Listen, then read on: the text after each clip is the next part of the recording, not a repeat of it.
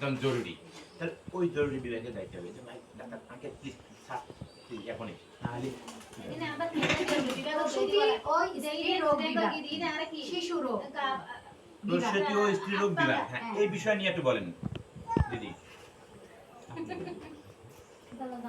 জানাত বলেন প্রসূতি ও স্ত্রী রোগ বিভাগ বিষয়ে।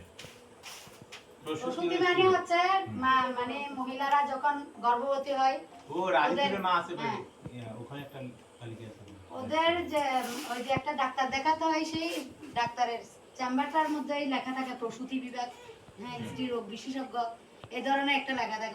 উনি মহিলাই চিকিৎসা করেন, মহিলাকে মহিলাই দেখবেন। বাংলা যেটাকে বলেন গাইনি, হ্যাঁ গাইনি যেটা বলেন না, হ্যাঁ ওই ডাক্তারের কাছে যারা গর্ভবতী মা ওদেরই চিকিৎসা করবে, উনি শুধু ওখানেই যাবেন। তাহলে গর্ভবতী মার জন্য আলাদা ডাক্তার আছে, আলাদা ডাক্তার, সেখানে গেলে আপনাদের সেই বিষয়ে যথেষ্ট পরিমাণ তথ্য বা পরামর্শ উনি দিবেন।